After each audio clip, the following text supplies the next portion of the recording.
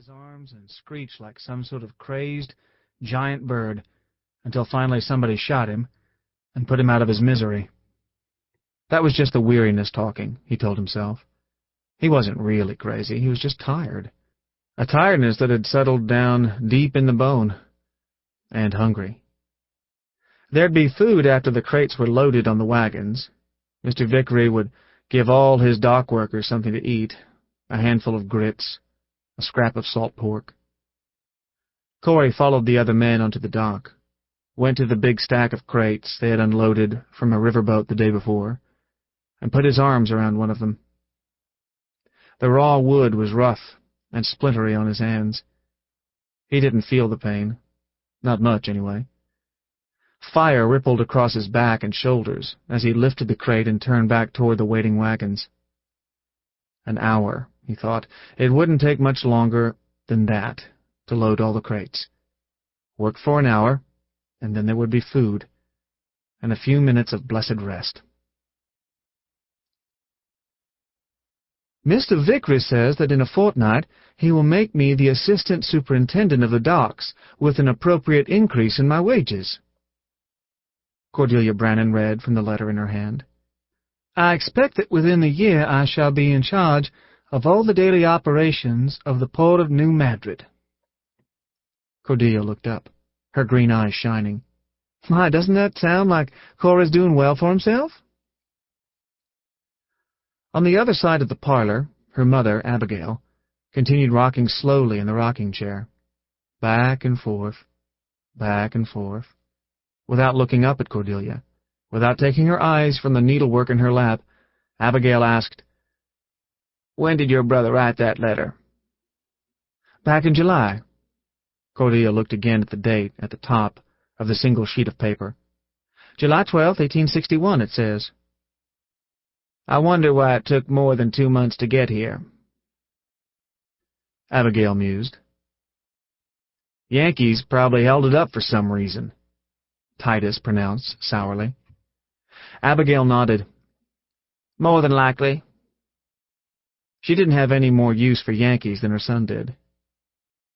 I hear tell they've invaded St. Louis and taken over just about all of the Missouri, she sighed. I wish Cory hadn't taken it into his head to go west. It was a lament that all the members of the Brannon family had heard more than once. Cory, the wandering son. Cory, the restless one. The one who hadn't been able to live within the boundaries of the family farm, who had set out to make his fortune on his own. Still, thought Cordelia, from the sound of the letter he had written from New Madrid, he was well on his way to doing that. Assistant superintendent. That was a mighty fine job, wasn't it? Evening had fallen over Culpeper County, Virginia, the Confederate States of America. Chores were over for the day, on the Brannon farm, several miles from the county seat of Culpeper. A lamp burned in the parlor, casting enough light for Cordelia to read her brother Cory's letter for the 1000th time, and for Abigail to work on her needlework. Across the room, Titus Andronicus Brannon sat on a ladder-backed chair and whittled, leaning forward so that his long, dark hair fell around his face and masked his expression. Henry, the youngest of the Brannon brothers, sat cross-legged on the floor and hummed softly to himself. Mac, the oldest of the brothers still at home, was out in the barn with the horses. He usually stayed out there pretty late, and often Cordelia had wondered what he was doing. Probably talking to them, she had decided, after pondering the question. Macbeth Richard Brannon had always felt more comfortable around horses than people. He wasn't likely to change. Abigail tied off a stitch and set her handiwork aside. I believe I'll turn in, she announced.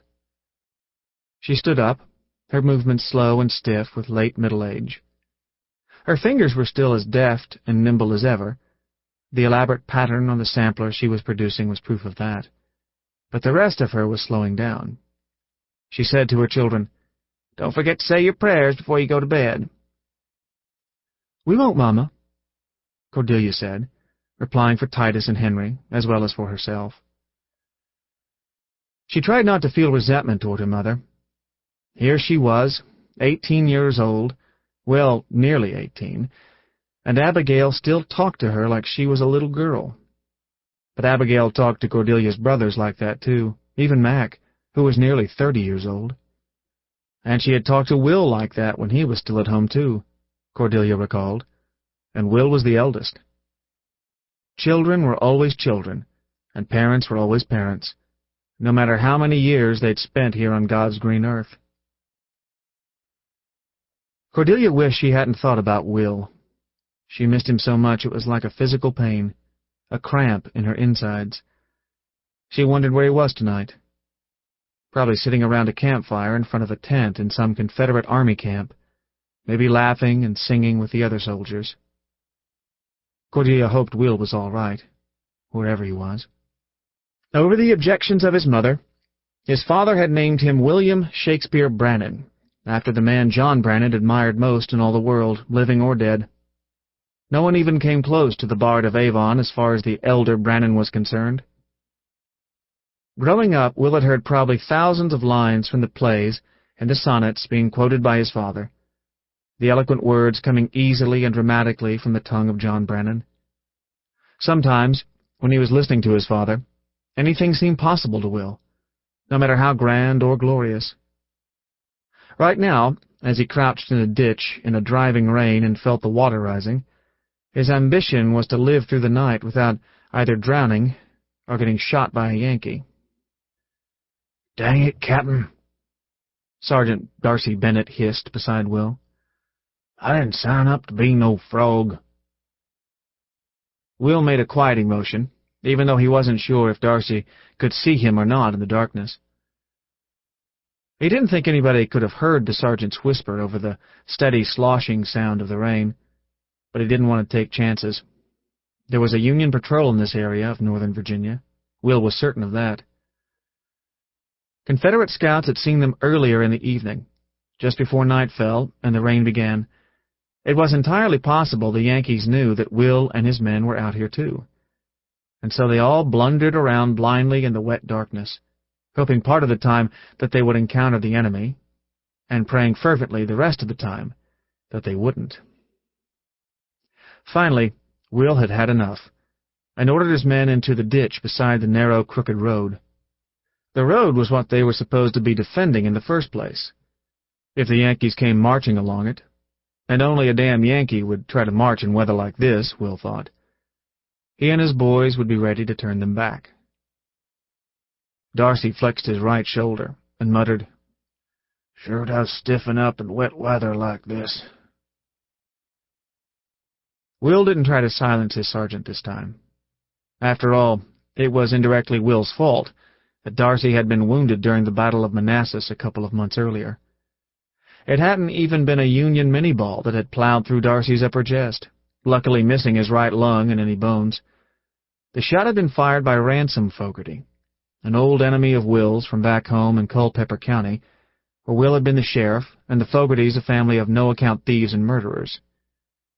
Not even war had been enough to stop the feud between Will and the Fogartys. Ransom and George, the surviving brothers, had enlisted in the army at the same time as Will, just so they could follow him and bide their time until they could take their revenge on him for killing their younger brother, Joe. George and Rance were both dead now. The feud was over, or at least, Will hoped so. There had been no mention of trouble in the letters he'd received from his sister Cordelia.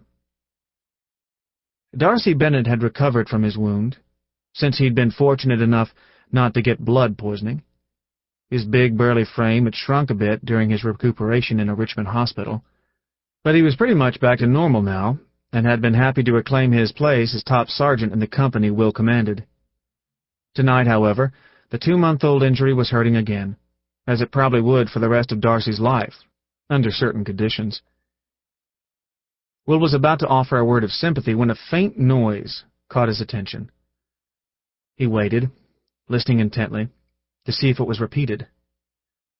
After a moment he heard it again, a soggy slapping sound. It was followed a minute later by several more. A humorless grin stretched Will's mouth.